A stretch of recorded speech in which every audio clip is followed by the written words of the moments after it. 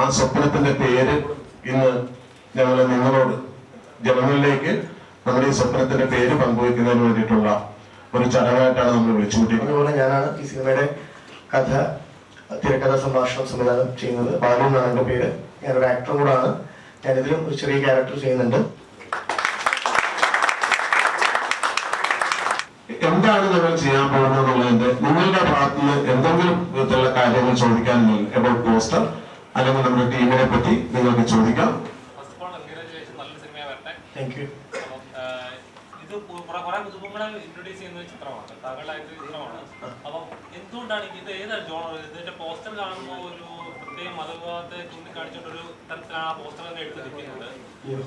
എന്തുകൊണ്ടാണ് ആദ്യം തന്നെ ഇങ്ങനെ ഒരു ജോണർ, ഇങ്ങനെ ഒരു ചിത്രം എടുക്കാറുള്ളത്? എത്രത്തോളം കോൺഫിഡന്റ് ആണ് താങ്കൾ? ഓക്കെ, വലിയ ക്വസ്റ്റ്യൻ ആണ്. ഓക്കെ, ആദ്യം തന്നെ പറയാം, ഇതിന്റെ ജോണർ എന്ന് പറയുന്നത് ഇൻവെസ്റ്റിഗേഷൻ ത്രില്ലർ ജോണർ തന്നെയാണ്. ഗുഡ് ഫ്രൈഡേ എന്ന് പറയുന്ന പേരിന് ഭയങ്കര റിലവൻസ് ഉണ്ട് ഈ സിനിമയിൽ, കാണുമ്പോൾ മനസ്സിലാവും.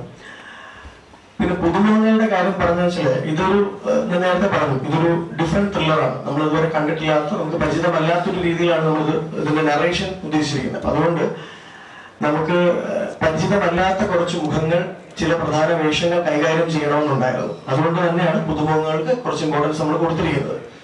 അതല്ലാതെ മലയാളത്തിൽ നമുക്കറിയാവുന്ന പ്രഗത്ഭരായിട്ടുള്ള ഒത്തിരി ആർട്ടിസ്റ്റുകളും ഒരു പ്രധാനപ്പെട്ട ക്യാമിയോയും ഈ സിനിമയിൽ തീർച്ചയായിട്ടും ഉണ്ടായിരിക്കും. അതിപ്പോ തൽക്കാലം നമുക്ക് റിവീൽ ചെയ്യാൻ പറ്റില്ല, കാരണം നമ്മൾ അതിന്റെ കാര്യങ്ങൾ നടന്നുകൊണ്ടിരിക്കുന്നതേ ഉള്ളൂ. കാസ്റ്റിംഗ് മറ്റുള്ള കാര്യങ്ങൾ നടന്നുകൊണ്ടിരിക്കുന്നതുകൊണ്ട് തന്നെ ഇപ്പൊ നമുക്ക് റിവീൽ ചെയ്യാൻ പറ്റില്ല. അടുത്ത ക്വസ്റ്റിനെ കുറിച്ച് ചോദിക്കുകയാണെന്നുണ്ടെങ്കിൽ, അല്ല, അതിന് ലാസ്റ്റ് ക്വസ്റ്റിന് ഉത്തരമായിട്ട് വരാം. ഒന്ന്, എത്രത്തോളം കോൺഫിഡന്റ് ആണെന്ന് ചോദിച്ചു കഴിഞ്ഞാൽ നല്ല കോൺഫിഡന്റ് ആണ്. നമ്മൾ ഈ സ്ക്രിപ്റ്റിൽ നല്ല രീതിക്ക് വർക്ക് ചെയ്തിട്ടുണ്ട്. അപ്പം അതുപോലെ തന്നെ നമ്മൾ നല്ല ഹോംവർക്ക് ചെയ്തിട്ടാണ് നമ്മൾ ഇതിന്റെ ഒരു പ്രൊഡക്ഷൻ സൈഡിലേക്ക് നമ്മൾ ഇറങ്ങിയിട്ടുള്ളത്. അതുകൊണ്ട് തന്നെ നമുക്ക് കോൺഫിഡൻസിന് ഒരു കുറവില്ല. ഞാൻ നല്ല കോൺഫിഡൻസോടുകൂടി തന്നെയാണ് നിൽക്കുന്നത്. എൻ്റെ ടീമും എന്നിൽ നല്ല കോൺഫിഡന്റ് ആണെന്ന് ഞാൻ വിശ്വസിക്കുന്നു. നമ്മൾ പറഞ്ഞല്ലോ, ആർട്ടിസ്റ്റുകളുടെ അടുത്ത് നമ്മൾ സംസാരിക്കുമ്പോഴും അവരുടെ ഒരു റെസ്പോൺസ് കിട്ടുമ്പോഴും നമുക്ക് മനസ്സിലാക്കാൻ പറ്റുന്നത് നമ്മുടെ സ്ക്രിപ്റ്റ് നന്നായിട്ട് തന്നെ വന്നിട്ടുള്ളതാണ്. അപ്പൊ അതുകൊണ്ട് തന്നെ നല്ലൊരു സിനിമയായിരിക്കും. ഈ പറഞ്ഞ പോലെ ആ ഒരു ജോണറിൽ നന്നായിട്ട് വരും എന്നുള്ളൊരു പ്രതീക്ഷയുണ്ട്. പ്രതീക്ഷയുള്ള വിശ്വാസമുണ്ട്, ഉറപ്പാണ്. സിനിമ എത്ര, എനിക്ക് പറയാൻ പറ്റാത്തൊരു കാര്യം, എത്രത്തോളം വലിയ വിജയമാവും നമുക്ക് പറയാൻ പറ്റില്ല. ഇപ്പം ദേവദൂതന്റെ കാര്യം എടുത്തു കഴിഞ്ഞാൽ, ദേവദൂതൻ 24 വർഷം മുമ്പ് ആ സിനിമ ഇത്ര വലിയ ഹിറ്റല്ല.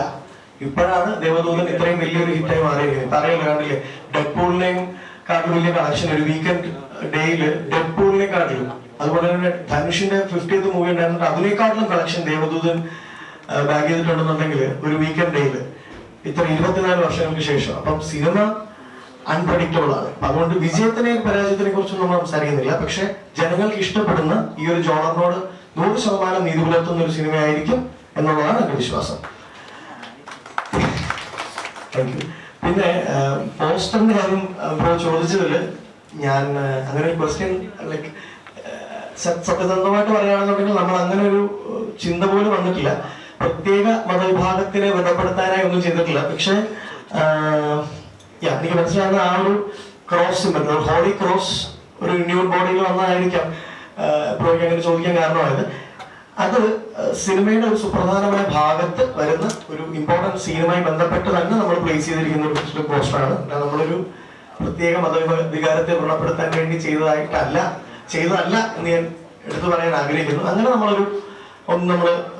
മനഃപൂർവ്വമായിട്ട് ആരെയും ക്രൂശിക്കാൻ വേണ്ടിയിട്ട് നമ്മൾ ചെയ്തിട്ടില്ല.